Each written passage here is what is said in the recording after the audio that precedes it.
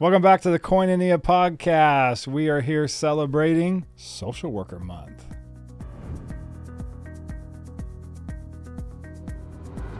And guess what? I have a social worker with me today. We actually have two. We are going to start right now with Amanda. Tell us about yourself. Who are you? How long have you been here? What do you do? I'm Amanda. I've been here almost 8 years and then another year of internship years ago. I am the supervising social worker, and then I also am a mental health supervisor on staff here. So how many kids do we serve out of this office? I'd say on average for foster care, probably 20 to 30. That's awesome. So how many kids do you think you serve right now as a social worker? On my own caseload? Or my caseload is a little different because I supervise and I work in multiple programs. So right now I would say I only have a handful, 4 or 5. What's the most you've ever had on your caseload? Probably like 16 to 18. And just so we know, county social workers can have much larger caseloads, but we work in an FFA, which is a foster family agency, and we can legally have up to 18 clients. And I know when I was a social worker way back, I had up to sometimes 21 clients on my caseload. And we did things like visits. You've done visits before, right? When I was working here originally as a master's level intern, which is how I ended up coming to be employed here, that was one of the tasks that I got to participate in during my learning experience. So helping with visits for foster kiddos and their birth family. Yeah, and that's usually weekly. And our goal is always for the children to go back to their biological family if at all possible. What are some of the supports and services that we offer our Koinonia foster parents during the foster care process? We host ongoing trainings. So typically that's something we're doing every other month. At the very beginning of the month, a family gets to come and meet with the community of other foster families in the agency. They get a nice meal for dinner. They get a training topic. We do really good trauma-informed training, I would say, in our agency. We also have now a wraparound program for post-adoptive families. We have a parent liaison or a parent partner. There's kind of a couple different names for that, but they have constant support through people who have been through this experience themselves, through just our team members in general. We've got like a transportation department, we have social workers, we've got program support staff. So we really approach it like a team, and whoever can help a family, we want to support them. Yeah, and here at Koinonia, we really like to focus on the parents, supporting the parents. We want to keep the children safe. We want to support the children, but we also want to make sure that the foster parents have the right support, which goes all the way back to 1982 when Koinonia started. It's all about the parents because they serve the children. And then we also, somewhere along the line, got into adoption, and now we all became adoption social workers as well. And that's what you're talking about, is that post-adopt support. Most kids do go home, but a handful of kids still get adopted these days. And that's a big part of what we're trying to accomplish these days, is to support those families and those children. It's always changing though, right? Like foster care is never the same. It evolves, but ultimately we're here to serve. And I know you, I've known you a long time. You're a great social worker. What is something that you would want maybe a new social worker to know, or the community to know about social work? For new social workers, just to know how precious their role is with the family and with the county. We are kind of an intermediary, whether it's at the beginning of the home study process and getting to know a family. We're asking them really detailed assessment questions. We're asking them about their history, really getting to know them, trying to figure out how we can best support them through this process, how we can continue to educate them. And we kind of become like an extended part of these families' support system, their family almost. We're there in the beginning when they get a placement for the first like 5 weeks. So we're spending quite a bit of time with the families. We really want to develop a close rapport and connection with them. And I think for people to just understand how unique and special that is, for people to trust us with that role. We are here celebrating Social Worker Appreciation Month, and I have with me one of our amazing social workers, Emily Kaiser. Welcome. How are you? Thank you. Good to be here. Awesome. Gosh, we've worked together for how many years? Well, I've been with the agency for 15. And you have been amazing. Your journey started all the way back in your internship days. In the residential treatment center in our group home. Which are now called STRTPs. And you moved on to, let's see, what are all the positions you've had? Yeah. Then I interned with adoptions. That's actually where I met you, probably about a year later. You didn't make a great first impression, you know. No, but that's a separate podcast, so we'll cut that out. You're welcome. And then I transitioned into foster care. So worked in adoptions for a few years, eventually supervised our foster care and adoption office in the Sacramento area, and found my way back to Loomis. Worked in our private adoption program. Private adoption. At one point, I was burnt out and quit, but you asked you asked if I'd stay on part-time. Well, that's an interesting topic. How did we get you to stay? It was you. So you didn't like me in the beginning, but oh yeah, there was a solid 15-year stretch there, maybe 12-year stretch, something like that. Well, that's an interesting thing, because sometimes it's not about the job; it's the people you work with, right? Koinonia is kind of known for being a big family. Our social workers stay way longer than the average in the industry. Now, we're not county social workers, so we don't have caseloads of 30 and 60 clients, but we do have caseloads upwards of 18, sometimes 15. Depending on the role that you're in. And what was the most you've ever had?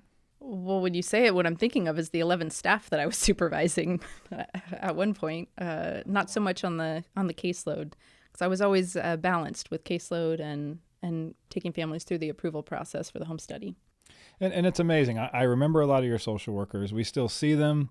Some work at the county, the state, I'll see them and we give each other hugs, and we're like, it's like once you're part of Koinonia, it's like a big family, and we stay connected often after people move on. And that is our culture. That's our foster care culture. It's our adoption culture. It's longevity and it's connection, which is Koinonia, right? But what would you say is something that's super exciting about being a social worker? It's getting to find the heroes in people's story and being a part of that journey with them. I've heard it said that social workers are the first responders to the human condition. I've been reflecting this last week on Maslow's hierarchy of needs, right? And social workers get it. They get what comes at the bottom, and that need for physical safety, and that everything else is going to build upon emotional and physical safety in your life. Yeah. We can walk people through on that journey, a journey that many of us have walked along ourselves. Yeah, I think that me being a social worker for, since 2000, so 24 years. You're old, Bill. I'm pretty old, and I think that I've seen lots of new trainings, lots of new ways to do foster care, and it's evolved from foster care to foster to adopt. But I think our theme at Koinonia, where we just care for the child and serve the child rather than try to fix the child or fix the parent, we connect and we walk through it. And I think that theme of who we are is carried on to the post-adopt services, our mental health services. There's different levels of social work that we offer here. But I really think the connection between those people who are in those crisis situations and helping those kids that are traumatized and hurting, if we can support each other and support the parents, I think we win. But I think it has to do with not worrying about the outcome as much as being involved in the process. I mean, I still talk with foster parents that I was a social worker 20 years ago, more than 20 years ago. Have you found that where you were like super connected to some of these families ongoing? Absolutely. Yeah. In fact, it is the relational piece. What was harmed in a relationship can only be healed in relationship. And so it is the relational connection that we have with each other, with our parents, with the kids that provides the groundwork for the healing. What would you say to a junior social worker, somebody who's getting their master's degree in social work and they're about to enter the field? What would you tell them to do? I think slow down, take a breath. The advice, we're not here to fix or change people. And I think that other part about not trying to be the hero, but to find the heroes in their story, right? We intervene for a season in people's lives, whether it's months or a couple of years. Who are the heroes, the community networks and supports that they can be with that'll be there for them in the long run? We'll always be available, but I mean in the day in and day out. How do we strengthen them? Yeah, it's so easy to find the bad guy. That's our industry. Find the bad guy. Who's hurting the kids? And it's just not that simple. We have to help people. And in some cases, these kids are going to go back to homes that they were hurt in. And we have to be okay with that. And we have to teach our families to be okay with that. Because this is about serving people, not about being right, not about judging, not about protecting kids from horrible families. This is not what it's about. It's about healing and growing families and working with families and meeting needs so that everybody can be successful. And it sure has evolved even since we've been working together. And the state will continue to change the course of foster care, which is a shrinking industry. Actually, as we record this right now, we're shrinking as an industry, and there's less foster care. So we're trying to support families to keep their kids and get into the homes. And so agencies like Koinonia, we're trying to do a little more social work than what we're used to. What are some of the most significant challenges that you guys have faced working with foster children and families? What comes to mind first is the fact that we have a contract with Placer County to provide emergency care. So we often have a lot of intakes. So trying to find homes and bed space for the kids that need a place to stay, whether it's just for a night, just for 30 days, or if they need a longer term concurrent placement. Yeah, I agree. I think that it's been really tough to find homes to do foster care, because I can remember when I started, it was all foster care. There was no adoption, there was no long-term placements, maybe some teenagers that were with us for a couple of years, but adoption became such a big deal that we could find plenty of homes, plenty of clients, and it was great. And then all of a sudden, about a year, 2 years ago, adoption's becoming less of a thing, and we have a backlog of families that just want to take babies or younger kids for adoption, but it's not available. And so now we have this shortage of families that are willing to take teens and just, work with the harder kids with more significant behaviors. And so that change in the culture has made it real tough to thrive right now. Well, and I know we were talking about some of the challenges, but Amanda, earlier you and I were talking about one of the successes that you've seen with your families, even in parenting, fostering young children. And what has made that successful, in your opinion, as a social worker, as you've observed, working with some of these families, that one in particular? Yeah, thinking of the families that I've seen be really successful are the ones that are really here for the kids. Whatever the child needs, if it's to stay, like I said, for a day or 30 days, or if it's to end up staying lifelong. So I've seen a couple of my families just really excel at not only supporting the kids, but supporting their birth families. And that's something that is huge. So for our kids to be able to potentially reunify, and for their foster parents to also be cheering on their birth mom or their birth mom and dad, I think that's incredible. And I've seen a couple families even post reunification be able to continue to support. So provide childcare, provide support to the families, whatever that looks like, emotional or physical support. And I've seen just great success for those kids. Yeah, it's like the foster parents became a resource to this family. Yeah, I know one of those families was almost in tears just talking about how special it was for another extended family member. I think it was a grandparent of that child, to say, this is a part of our family, the foster family. You're a part of our family now. We invite you to birthday parties. You come to all of our major events. You are family. What are some of the misconceptions about social work field? How do we help people understand that no one's making a lot of money? But what are some other misconceptions you think are going out? Does anyone think that? It's funny, actually, rich, right? For me, looking back, because I was 21, 22 when I started in this field, and I can recall the older adults in my life kept saying, you're not going to make any money, you're not going to make any money. And I thought, well, it's no problem. Well, I don't know, 15 years later, sometimes that has felt like a problem in life, but it's worth it. You ever have friends that just ask you, like, it must be so rewarding? And I'm like, yeah, sometimes. Some days. Yeah. And sometimes it's just really hard. So as far as social workers are concerned, if you look at any social worker and go on their Facebook page, you'll see lots of jokes about really just how social work just beats you up. And not necessarily in a bad way, but it's like you never know what crisis you're walking into, or incident, or maybe a kid runs away, or they're fighting. Like, we deal with a lot of difficult situations, but people almost think that we're like, it's this great, huge ministry of some sort. Like, we're just like so amazing. And the it's heroes like, running around with capes. Yeah. And what we do, I think, is amazing. But I don't know. I just think it's interesting because people, it's like, oh, that's something you do. I could never do that. And especially when foster parents say, well, I could never do foster care because I could never love a child and then see that child leave. And I'm like, well, that's kind of selfish. People say it. I could never be a foster parent. I'd get too attached. And it is like everyone gets attached, right? And that's not a problem. Yeah. That's a good thing, right? Because we should be the ones to hurt when a child leaves and goes home, not the other way around. So what are some other misconceptions that you can think of? I think when people think of social work, they think of CPS, right? They think of child removals. Maybe that comes from TV images, but social work is, I mean, it's so much more, right? It can be a part of it, can be mental health. It can be working with older adults. Yes, it can be foster kids, but it's families, it's systems. I think on that same idea, like people think about CPS social workers, or they think about social workers with these ginormous caseloads that are overrun. They don't really visit families. They don't really check on kids. Are these kids really safe? And that is so not who Koinonia is. We are in there constantly face to face with these families. We're calling, we're checking in. They've got multiple team members, not just a social worker who's supporting their family. So I think that's a huge misconception. Well, I think the idea that the system is going to pull kids all the time, like, oh, so and so lost their kid and they never got their kid back, and you hear these horror stories.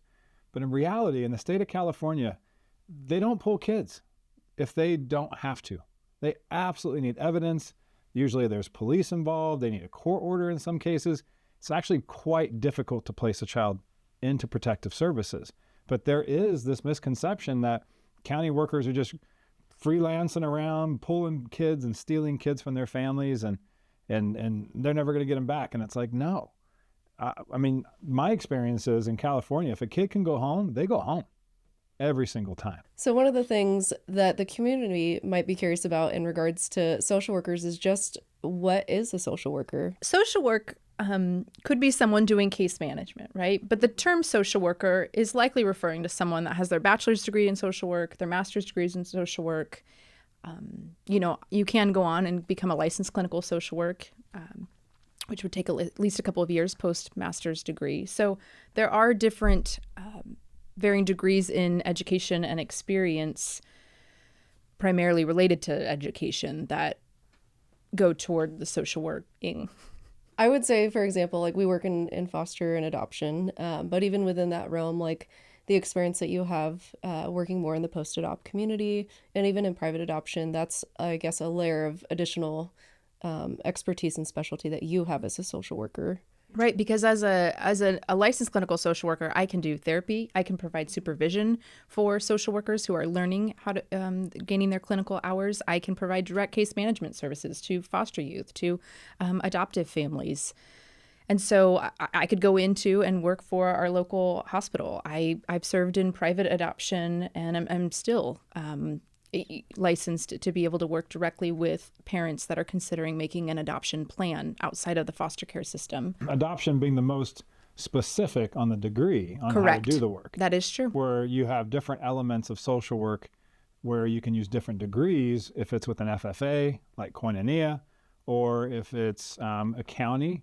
Counties have different levels of social workers, and they sometimes title them differently. And so when you say social work, we all work in the field of social work at Koinonia, but there's different levels of positions, anywhere from somebody who's supporting visitation to intake workers to crisis response workers, and the degrees will vary. Yeah, and there's different levels of education for each of those positions that are required. For some of the positions, like in our post-adoption wraparound program, more so than just any degree or education, we need your lived experience, right? We need to know that you have done it. We employ former foster youth and adopted youth.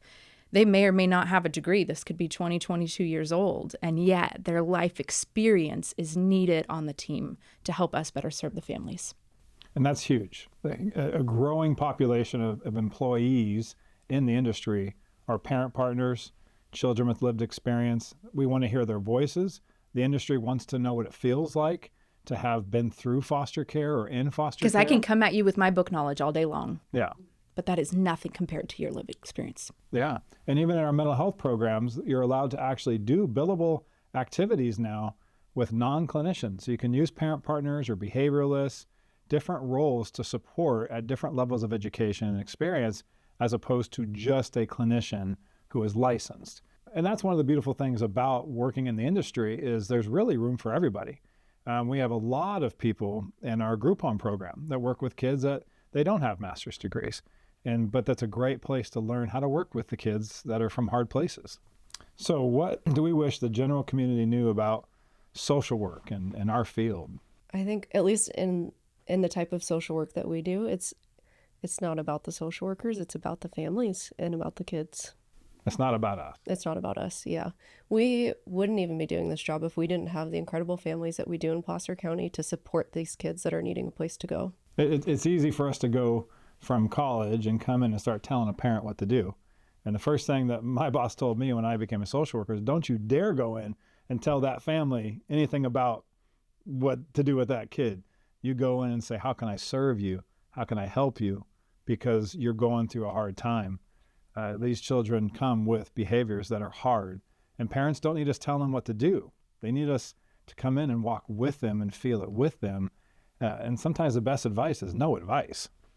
I mean, we know that about with our RAP program, walking with families and just getting into the next day. Our families are the ones that are living this day in and day out, like you said. So to be able to have the opportunity to sit in the trenches and to create space for those really difficult and sometimes really exciting moments of growth too, it's a special thing. And I think that's one of the reasons why I love being a social worker. Understanding people's culture and where they come from, multiple different cultures, understanding and empathizing with what they're going through and what they've lost. We talk a lot about loss, but we have to go a little further in social work than it was 15, 20 years ago. We need to be able to get these children connected to their communities, where they're from, their families of origin, their tribes. They need to be able to see people that look like them, that talk like them, that eat like them. And that's a big part of our culture that we're shifting in social work, is to embrace communities, not just remove kids from communities, but try to keep them involved in their schools, in their communities. And do you feel like we've been successful with that in the last couple of years? I just think in the sense of like a kid comes into care with us, right? And they're in a brand new community. Every kid that is placed in foster care is away from their culture. It doesn't matter what the situation is. I think the county and our agency do the best job that we can to keep them connected to their school of origin. So that's a huge source of community. I would say like the activities that they were engaged in previously, whether that's sports or theater or a church of some kind, I think we try to set up as much normalcy as we can, making sure that those kids are still spending time with their friends, they still have connection to their birth family in healthy ways. We know we've caused a culture shift for these kids, so how can we help support what looks like their culture previously or their norm? In social work, with your degrees, many people move on. Many people use being a social worker as a stepping stone to a bigger position at a hospital, or maybe they go on to be a therapist. But some people stay on and they work for less money than they could elsewhere. So what has motivated you two, who've been with Koinonia quite some time, what motivates you to stay? One of the things for me, and I'm sure this could be true for you, Emily, is that the team that we have here, I think that's a huge motivator. We have a team that I love working with, leadership that I love, and I think that makes a huge impact on the type of work that we do. This work is hard, so working with people that you trust, that are incredibly professional, knowledgeable, and great supports, it makes it enduring and something that I want to continue to come to. I think also just the families that we work with, being passionate about what we get to do. I could make a different salary somewhere else, but would I feel the same about the work that I'm doing? I don't know. I couldn't say that I would. So I love getting to work with these families and work with these kids and see what their strengths are, and to watch them light up as they discover new strengths in themselves and they watch just incredible changes happen. Yeah. Bill, I think about the employees that call us years later after they've moved on and they're, hey, I want to work for you again, right? I want to work for Koinonia again. What's coming up? What are the opportunities? Even though they know they would probably be getting paid less than what they're doing in the private sector. And I think about that because there is such a team feeling in being a part of the agency. I think of one of my close colleagues that is in private practice, right? And is not miserable, but really misses being a part of the team. Yeah, I asked one of our workers the other day, I said, why, you can make twice as much at home doing your Zoom therapy, sessions. It's like, why do you drive out here just for your part-time gig? And And she goes, I like the people. I like getting out of out of the house and coming and meeting with people, and literally she can make double. Oh, it's more at like home. triple or And our return rate, like you said, of families that come back, or employees that come back to Koinonia is significant. I can think of so many people that left and came back. And one of the things I heard was integrity. They loved working for a company with integrity, because when you can trust your HR department that they are trying to follow all the laws, you can trust that if you need time off and support and in a regular paycheck, Koinonia is going to give that to you. Now, not all agencies maybe have that, but not all other programs, any other place, they don't have that kind of consistency and honesty, integrity. And that draws people back to us, I think, a lot. That's so true. I mean, I've had my seasons, and it wasn't the wanting to leave the agency to now go make more or bigger money. It was the work is hard, the emotional work is hard, and I'm at burnout, right? And so I quit, kind of, right, and went part time, and had that season to regroup. Yeah, it's hard, and especially if you're somebody who, which many social workers are, they work really hard. This isn't a 40-hour job. Families need help all the time. And most social workers are exempt in the industry because we need to work when the work is there. We can't just take off and ignore families. We can't just close at 5 and tell the foster families, call the police if you're in desperate. Like, no, they call us and we respond. And that's hard. That can be hard.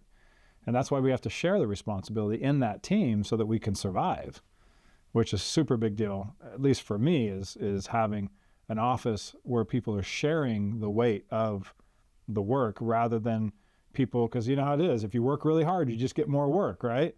Well, no, not around here. We really try to make it equal. In what ways do you collaborate with other community organizations and agencies to provide comprehensive support to foster and adoptive families? Well, who are some of those agencies? We have CASA. Many of our kids have CASA workers, county workers, teachers, tutors, therapists. We coordinate with a lot of churches. They often will send families to us. We coordinate with different communities that have group meetings of any sort, adoption support groups, you name it. We try to find everybody and stay connected. And so, I can just think of the amount of time social workers have to coordinate with the families to make sure the visits are done with all these different people. It can be a lot.